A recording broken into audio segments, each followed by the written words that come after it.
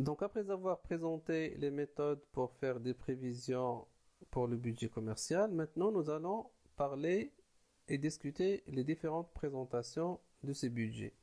Autrement dit, la mise en forme des budgets. Alors il existe trois façons pour ventiler. Soit vous allez présenter une forme qui privilégie les produits, les périodes ou bien les zones géographiques. Alors je vais vous donner quelques modèles et exemples pour chaque ventilation. Alors concernant la première ventilation par produit, donc ici on donne l'importance aux produits. Produit X, produit Y, produit Z. Donc l'entreprise doit produire autant de documents de ce genre qu'elle a de produits. Donc on va avoir plusieurs produits. Si l'entreprise, par exemple, distingue entre la clientèle loisir et la clientèle affaires, bien évidemment, on aura deux documents de ce genre-là. Alors, vous pouvez remarquer que sur ce document, même si on a donné l'importance au produit, mais on peut également présenter euh, également sur le même document les zones géographiques et aussi la période. Donc là, janvier, février, mars, et ici, par exemple, les zones géographiques. Supposons qu'il s'agit par exemple d'une chaîne hôtelière, et donc ça c'est un hôtel qui existe au niveau de Meknès, zone géographique numéro 1, et par exemple une zone géographique numéro 2 sur Rabat. Et donc on va ventiler et présenter les quantités de vente de chambres pour cette clientèle au niveau de chaque mois. Donc ici, si vous voulez, on a une matrice qui a trois dimensions. Produit qui est fixe, et puis deux variables qui est la zone géographique et la période. Maintenant, si on va opter pour une ventilation par période, on va donner l'importance ici à la période. Donc on aura ici les mois par exemple. On aura janvier, février, mars. Donc on aura, à votre avis, combien de documents de ce genre? Bien sûr, on aura 12 documents parce qu'il y a tout simplement 12 mois dans une ou bien dans une année. Donc on a 12 mois. Donc on aura 12 documents de ce genre. Vous allez remarquer également qu'on a mis ici également les zones géographiques et les produits. Alors, il s'agit ici par exemple des ventes pendant le mois de janvier au niveau de l'hôtel de Meknès pour la clientèle loisir, etc. Alors, pour la ventilation par zone géographique, on va donner l'importance à la zone géographique et on peut également présenter ici la période et ici les produits. Donc, par exemple, ici, on va avoir les ventes au niveau de Meknès pendant le mois de janvier concernant la clientèle loisir. Et donc, on aura combien ici de documents de ce genre? On aura autant de zones géographiques que possède l'entreprise. C'est-à-dire, si on a deux hôtels au niveau marocain, donc on aura deux documents de ce genre. Voilà, si vous voulez, les trois façons pour présenter un budget commercial. Alors maintenant, je vais vous présenter un modèle de budget commercial qui est plus général. C'est bien sûr juste un modèle à titre indicatif également. Comme vous pouvez le voir ici, vous avez les chiffres d'affaires répartis par mois concernant les produits. Donc ici, produits loisirs, produits clientèle, affaires. Donc vous avez ici le chiffre d'affaires brut et ici, moins les rabais, remises, ristournes, c'est-à-dire moins les avantages ou bien moins les réductions commerciales accordées. Et vous allez obtenir ce qu'on appelle un chiffre d'affaires total net. Là, vous avez tout simplement tout ce qui concerne les frais de commercialisation, bien les frais de marketing, en termes de publicité, en termes de promotion, études commerciales et autres. Alors, le coût de personnel commercial en termes de salaire, commission, charges sociales et aussi les frais de déplacement. Là, vous avez le coût d'administration des ventes, les frais d'emballage s'il existe, les frais de contentieux. Alors, les frais de contentieux représentent tout simplement les frais à payer aux avocats en cas de litige ou bien en cas de conflit avec un client. Ça fait partie du coût d'administration des ventes. Les frais de service après-vente, etc. Alors, ce qu'il faut remarquer par rapport à ce budget commercial, c'est qu'il est constitué d'un budget de vente. Le budget de vente, elle est là. C'est sur cette partie-là.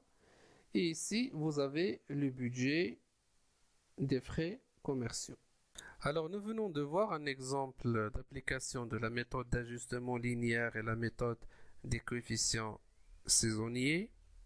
Alors, je vous rappelle que ces deux méthodes sont des méthodes basées sur les statistiques. Et donc, ce sont des méthodes dites des méthodes quantitatives. Alors, il faut savoir que ces méthodes, au niveau de la pratique, sont peu utilisées. Alors, ce n'est pas la faute des méthodes, mais c'est la faute, si vous voulez, des logiciels qui ne supportent pas généralement ce genre de méthode, ou bien qui ne programment pas tout simplement ces méthodes au niveau de leur menu. Alors maintenant, je vais vous parler de la pratique.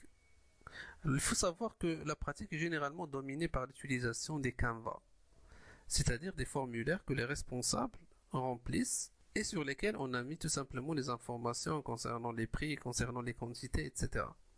Bien sûr, chaque responsable se base sur le passé, sur ses prévisions par rapport à l'année prochaine, et également sur son expérience. Et on remplit et on essaie de centraliser par la suite ces informations afin d'obtenir un budget général. Alors, on va se mettre d'accord sur le fait que pour faire des prévisions des chambres, on va utiliser soit les méthodes qualitatives basées sur les études de marché, basées sur le réseau de distribution, sur l'expérience de l'entreprise, etc. Et les méthodes quantitatives qui se basent sur les statistiques et sur les mathématiques, l'exemple que nous avons vu d'ajustement linéaire et la méthode des coefficients saisonniers. Alors, comme vous savez, l'activité hôtelière n'est pas constituée uniquement par les ventes de chambres. Donc, il y a d'autres services, comme par exemple le restaurant, le bar, le spa, etc. Maintenant, on a déterminé la quantité de chambres à vendre pour l'année prochaine. Qu'en est-il de ces autres services qui constituent également une partie du chiffre d'affaires qui sera réalisé par l'entreprise pour l'année prochaine? Alors, pour faire les prévisions des autres services, on se base généralement sur deux méthodes. Les méthodes de taux de captage et les méthodes du chiffre d'affaires par chambre louée. Alors, on va essayer de voir une étude de cas qui va nous permettre de comprendre l'utilisation de chaque méthode. Alors, le cas que vous voyez là est le cas d'un hôtel 3 étoiles, centre-ville, et on a ici un extrait de tableau de bord concernant les réalisations du mois de mai, juin, juillet, août, septembre et octobre.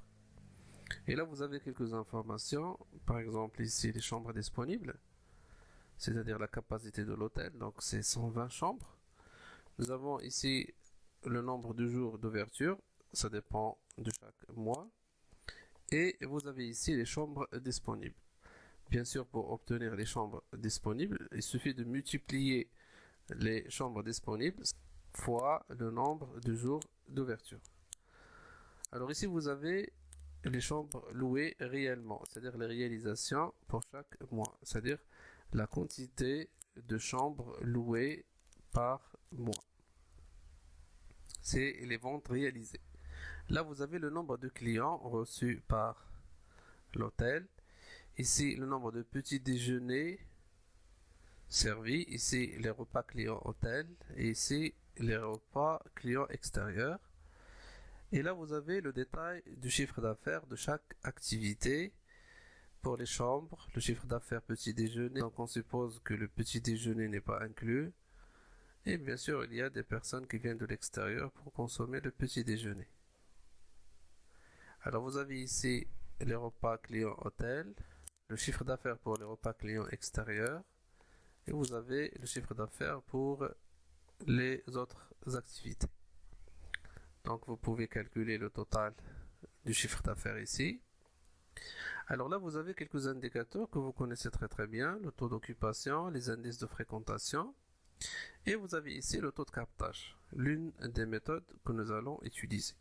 Alors, le taux de captage, tout simplement, sa formule, elle est là. Pour le petit déjeuner, par exemple, c'est le nombre de petits déjeuners divisé par le nombre de clients. Donc, attention, le taux de captage, on divise par le nombre de clients. Donc, vous prenez le nombre de petits déjeuners divisé par le client. Ici, nous avons un chiffre de 0,82, c'est-à-dire 82%. Alors, réfléchissez avec moi à l'interprétation. Si vous l'avez, il s'agit tout simplement de dire que 80% des clients de l'hôtel prennent leur petit déjeuner. Et donc, ça représente ce qu'on appelle le taux de captage. Le taux de captage, c'est-à-dire le taux d'attractivité du service, c'est-à-dire tout simplement l'attractivité du service par rapport au nombre de clients. Donc nous avons ici le cas de 80% des clients ont pris leur petit déjeuner au niveau de l'hôtel. Vous pouvez également calculer ce taux de captage pour les repas clients hôtel. Alors ça c'est pour la partie taux de captage. Et aussi vous avez les prix moyens. Alors il vous sera demandé de calculer également le prix moyen pour les chambres, pour le petit déjeuner, pour les repas clients hôtel et pour les repas clients extérieurs. Et là, la dernière partie là, vous avez le chiffre d'affaires par chambre louée. C'est-à-dire, en détail, vous allez calculer le chiffre d'affaires petit déjeuner par chambre louée, le chiffre d'affaires repas client hôtel par chambre louée et le chiffre d'affaires repas client extérieur par chambre louée. Bien sûr, on va revenir à l'interprétation de chaque élément. Alors, qu'est-ce que je vais vous demander de faire maintenant? Je vais vous laisser comme ça ce tableau de bord. Alors, essayez de mettre en pause la vidéo et calculer ces éléments. C'est-à-dire le taux d'occupation uniquement pour le mois de mai. Ok? Uniquement pour le mois de mai parce que c'est pareil pour les autres mois. Donc, prenez un petit moment, un stylo et commencez à remplir ces colonne-là à partir du taux d'occupation. Bien sûr, mettez la vidéo en pause et mettez-vous au travail et on va tout de suite présenter la correction.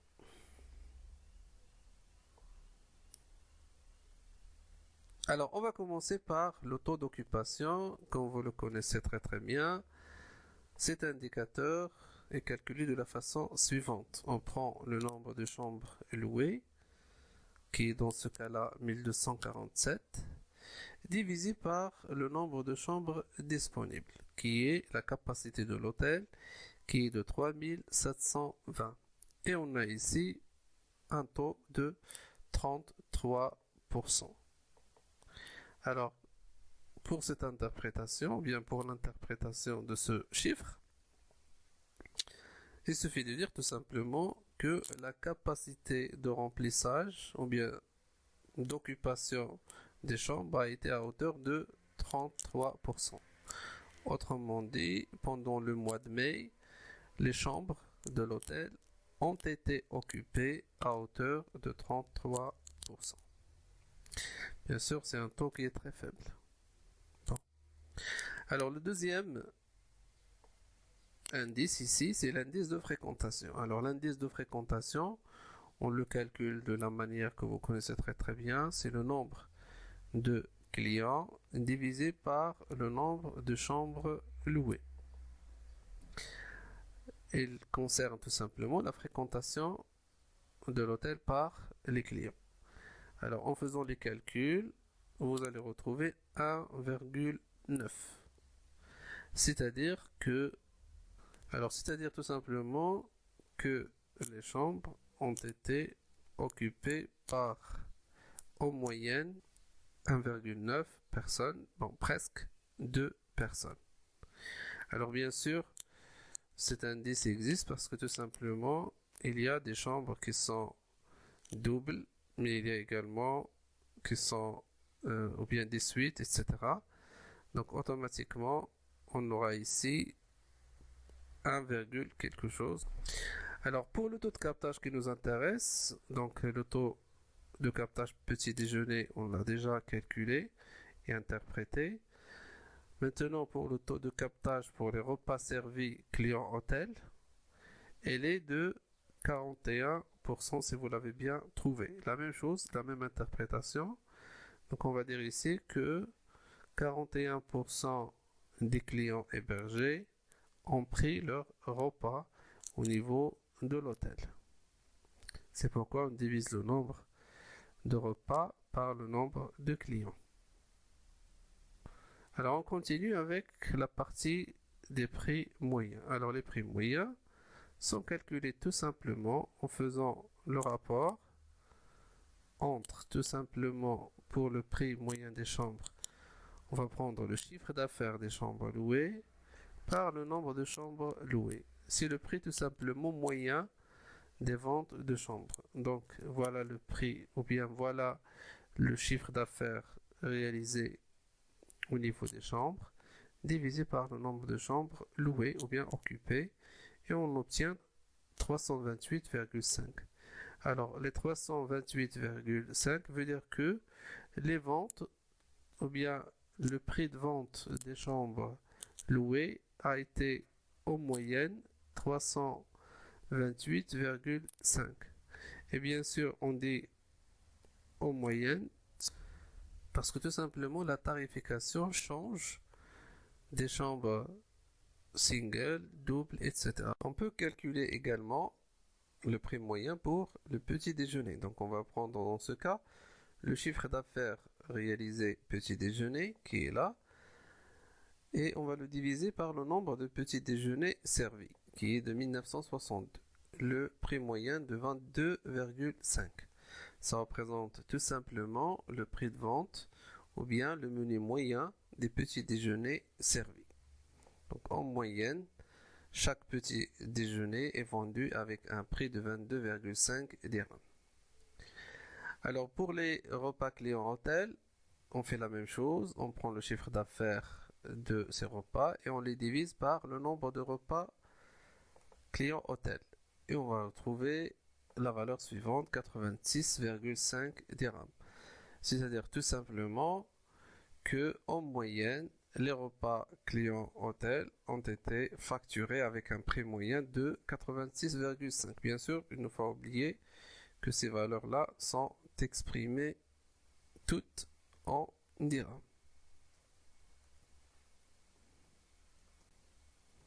Alors le dernier élément, c'est les repas clients extérieurs. Là également, on va prendre leur chiffre d'affaires et on va diviser par le nombre des repas servis pour les clients extérieurs. Le prix moyen facturé pour cette clientèle est de 123,8 dirhams. Alors maintenant, nous allons partir aux derniers éléments à calculer sur le tableau, sur notre tableau de bord, à savoir le chiffre d'affaires par chambre louée. Comme nous l'indique la formule, il s'agit de diviser les chiffres d'affaires par la quantité ou bien le nombre de chambres louées. Donc on va prendre tout simplement pour petit déjeuner. Donc on va prendre tout simplement pour les petits déjeuners le chiffre d'affaires petit déjeuner par le nombre de chambres louées. La même chose pour les repas. Clients hôtel vont prendre le chiffre d'affaires de ces repas et on va les diviser par le nombre de chambres louées. Pour les repas clients extérieurs, la même chose. Alors, pour le chiffre d'affaires petit déjeuner par chambre louée, on a trouvé ici 35,4. Alors, je vais vous demander de me dire quoi? Quelle est l'unité de ces 35,4? Alors là également, mettez en pause la vidéo, essayez de réfléchir à cette question. Alors il s'agit tout simplement de 35, dirhams par chambre louée. Donc je vais mettre L ici pour chambre louée. Alors pour l'interprétation de ce ratio, on peut dire tout simplement que chaque chambre louée a généré 35,4 dirhams de chiffre d'affaires petit déjeuner. Et ce rapport-là nous montre également la relation, bien la corrélation qui existe entre les ventes de chambres, qui est le produit de base, et la consommation des petits déjeuners, qui est un service annexe ou bien qui est un service qui est lié à cette activité.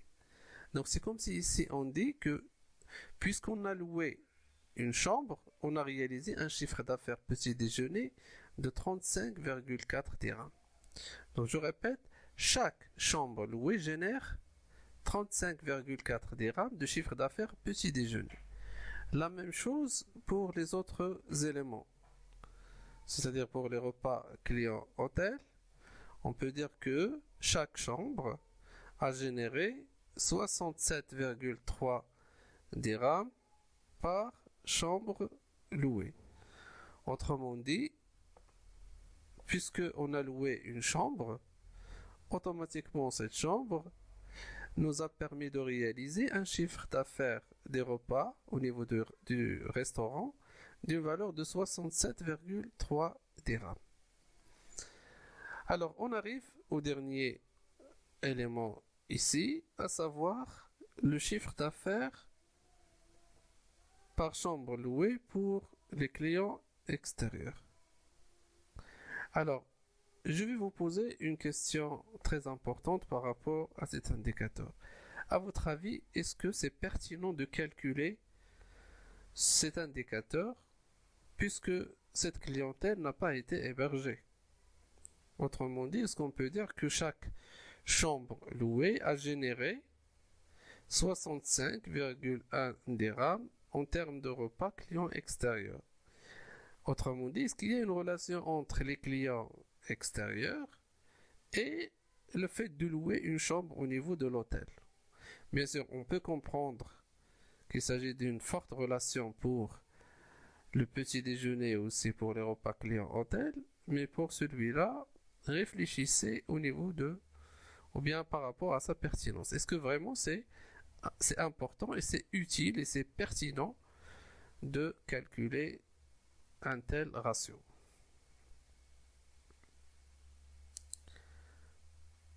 Alors, si vous croyez que ce ratio n'est pas pertinent, alors je vais vous dire que non, c'est un ratio qui est pertinent. Pourquoi? Parce que tout simplement, les gens sont venus de l'extérieur pour consommer les repas parce qu'il y a un hôtel. Et qui dit hôtel, dit tout simplement les chambres louées. Alors maintenant, après avoir terminé l'ensemble de ces éléments, on va aller voir ce qui nous intéresse, c'est-à-dire les prévisions concernant les autres services. Alors, on va se concentrer sur deux services ici, les petits déjeuners et les repas servis.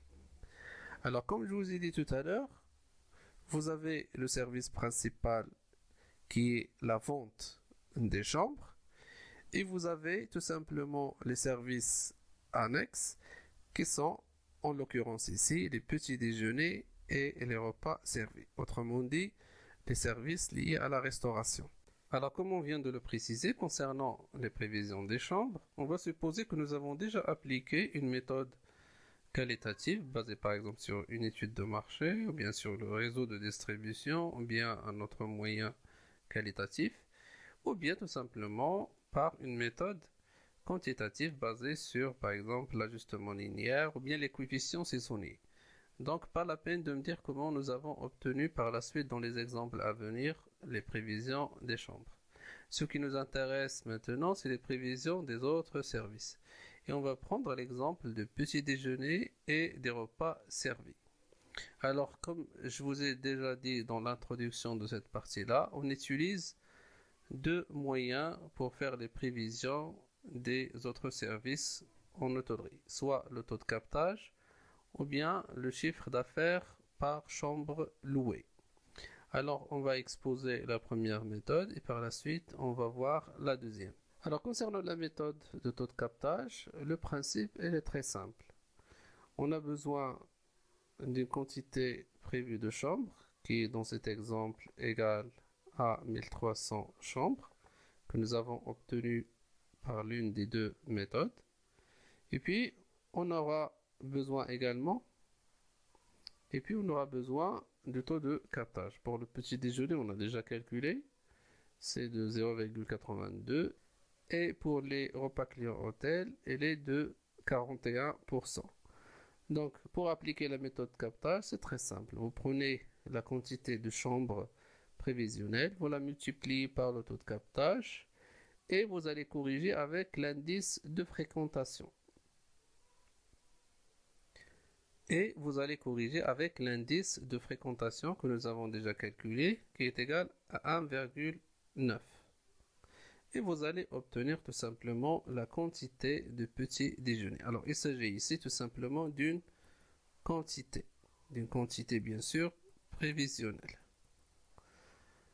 Alors, la même chose ici pour la quantité de repas servis. Il s'agit également de 1012 et également c'est une quantité qui est prévisionnelle.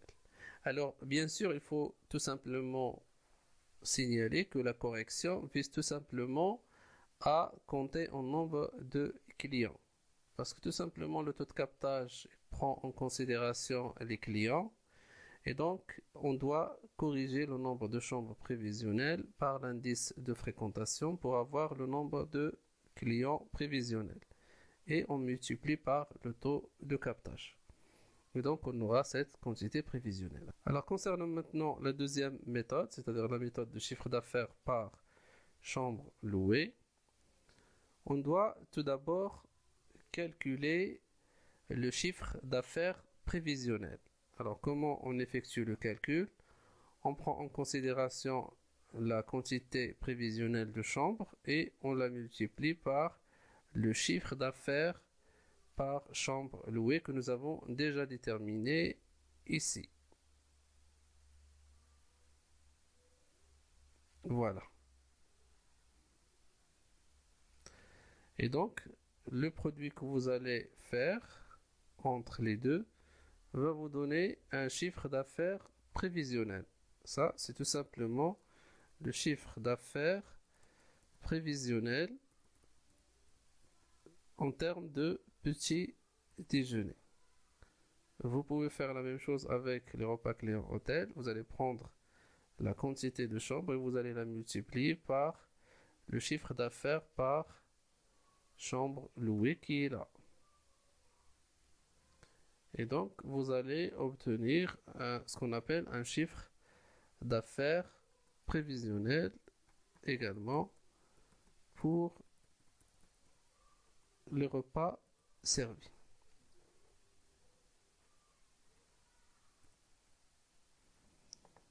Bien sûr, ce qui nous intéresse, nous, dans ces calculs, ce n'est pas le chiffre d'affaires. Nous, on cherche une quantité. Et donc, pour avoir la quantité, vous pouvez tout simplement utiliser soit le prix moyen, ou bien la méthode, ou bien la règle de 3. La règle de 3, elle est très simple. Vous avez déjà, à travers l'historique, un chiffre d'affaires de petit déjeuner qui correspond à une quantité de petit déjeuner. On va revenir ici, sur le tableau de l'historique, on va trouver la valeur. Donc vous avez le chiffre d'affaires petit déjeuner qui est là, et qui correspond à une quantité de petit déjeuner. Et donc vous allez mettre la correspondance de cette façon, comme vous connaissez en règle de 3. Alors nous avons déjà obtenu un chiffre d'affaires prévisionnel, donc on va le mettre ici. Et on va chercher cette quantité prévisionnelle en appliquant la règle de 3. Donc on va obtenir ici 2044 quantité de petit déjeuner prévisionnel pour l'année prochaine et 1011 repas prévisionnels pour les clients hôtels.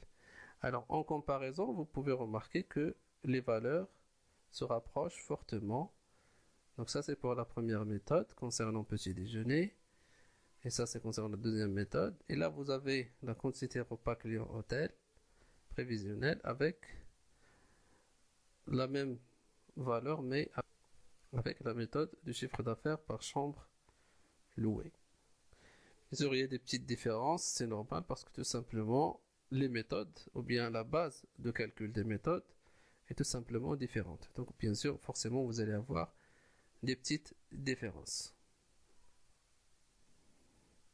Alors après avoir déterminé les quantités des produits de restauration, on peut sur la base de cette estimation, c'est-à-dire l'estimation de petit déjeuner par exemple et des repas servis, on peut établir nos programmes d'approvisionnement en termes de matières nécessaires pour faire la production de ces produits. Et donc là, on arrive à l'étape des prévisions de consommation de matière. Alors généralement, on utilise un ratio qui est très connu en matière de restauration, c'est le ratio matière, ou bien le ratio coût-matière. Alors ce ratio, il est calculé de la manière suivante. On prend la consommation des denrées et des boissons et on les divise par le chiffre d'affaires hors taxe. Bien sûr, ici, vous avez un petit rappel. Le document, vous allez l'avoir, bien sûr, avec le fichier de la présentation. Alors ici, je vous rappelle juste la façon avec laquelle on calcule cette consommation de matière. Donc, on commence toujours par le montant des achats des matières et de boissons, plus le stock initial, moins le stock final, moins tout simplement la variation de stock. Alors, plus les factures non parvenues, moins les factures non parvenues du mois précédent, moins les avoirs non parvenus, plus les avoirs non parvenus fin de mois précédent, et on obtient ce qu'on appelle le total des matières consommées. Alors bien sûr, à travers ces calculs, on essaie tout simplement de n'avoir que les consommations de la période. C'est-à-dire la consommation du mois, ou bien du trimestre, etc. Et donc on obtient ce qu'on appelle un total des matières consommées. On déduit le coût matière des repas personnels et aussi les offerts. Et ça nous donne ce qu'on appelle le total des consommations et qui sont payées par le client. Alors on prend cette consommation et on divise par le chiffre d'affaires pour trouver ce ratio matière. Alors les ratios matière, on les utilise de la façon suivante. Donc d'abord on fixe ce qu'on appelle un ratio objectif. Donc c'est un ratio qui est déterminé par l'entreprise. Bien sûr, il y a plusieurs sources qu'on peut utiliser pour avoir ces ratios, soit tout simplement le benchmarking, soit tout simplement l'expérience de l'entreprise, etc. Donc vous avez tout simplement à déterminer ce ratio objectif. Et par la suite, vous multipliez par le chiffre d'affaires. Le chiffre d'affaires prévisionnel, bien sûr, dans ce cas-là. Alors, vous multipliez par le chiffre d'affaires et vous allez trouver les consommations de matière ici. Alors, il faut faire attention ici parce que les matières ici sont exprimées en quantité. Et c'est ce qu'on cherche, bien évidemment. On cherche une quantité. Alors, j'ai essayé ici de vous faire une petite démonstration pourquoi cette colonne est exprimée en quantité. Alors, je vous ai dit que pour avoir les matières, il suffit de faire le produit du ratio objectif avec le chiffre d'affaires prévisionnel que nous avons trouvé tout à l'heure. Alors, regardez ici, juste en termes d'unité. En termes d'unité, le ratio, il est exprimé de cette façon. Le ratio objectif. Donc, vous avez la consommation denrées boissons sur le chiffre d'affaires. Donc, le chiffre d'affaires, il est exprimé en dirhams et la consommation, elle est en quantité.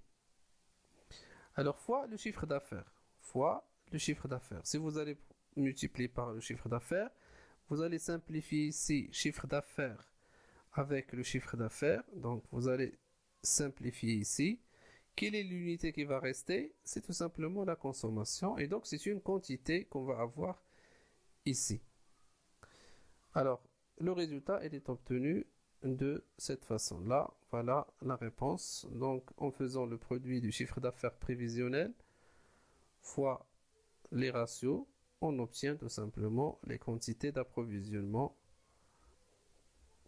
Alors bien sûr, pour les produits d'accueil, le programme d'approvisionnement prévisionnel est très simple à établir dans la mesure où on va tout simplement multiplier les produits d'accueil utilisés par le nombre de chambres prévisionnelles à vendre.